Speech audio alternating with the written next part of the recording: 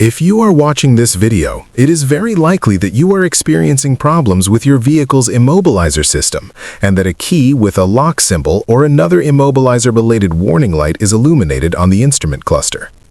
When these indicators appear, they usually mean that the vehicle is experiencing starting problems. For this reason, in this video we will analyze the main causes and solutions related to the immobilizer system activation. I invite you to watch the entire video. Symptoms of an activated immobilizer system. The most common symptoms indicating that the immobilizer system is active include the immobilizer warning light is illuminated on the instrument cluster. The engine starts and immediately stalls.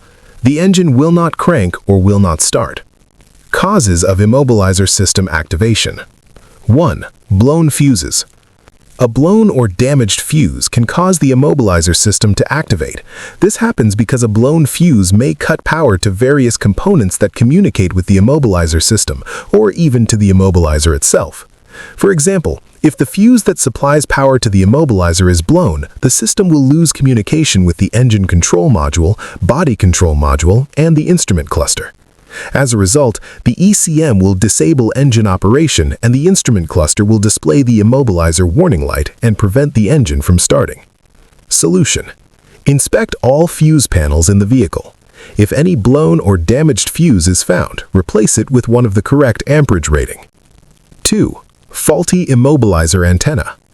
When the immobilizer antenna is faulty and the key is inserted into the ignition switch, the system may fail to detect the presence of the key's transponder chip. As a result, the immobilizer system activates and blocks engine starting. There are two main methods to diagnose the immobilizer antenna. Method 1. Antenna tester.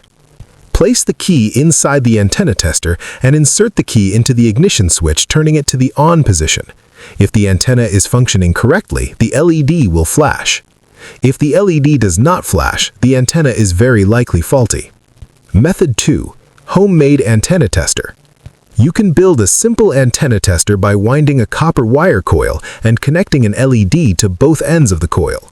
Place the key inside the coil and turn the ignition switch to the on position. If the LED illuminates, the antenna is operating correctly. If the LED does not light, the antenna is faulty. One of the most common causes of antenna failure is damaged wiring. To diagnose this condition, check continuity from the antenna connector to the immobilizer module. If continuity is not present, damaged wiring is confirmed and must be repaired. To accurately identify wiring routing, it is essential to have the immobilizer system wiring diagram, since this system may be integrated into different modules. Using the vehicle's wiring diagram is the most efficient way to locate the antenna circuits. Using a multimeter, check for proper 12-volt power supply and ground integrity at the circuits identified in the wiring diagram. If power or ground is missing, damaged wiring is very likely and must be repaired. Also, check continuity of the communication circuits between the immobilizer, instrument cluster, BCM, and ECM.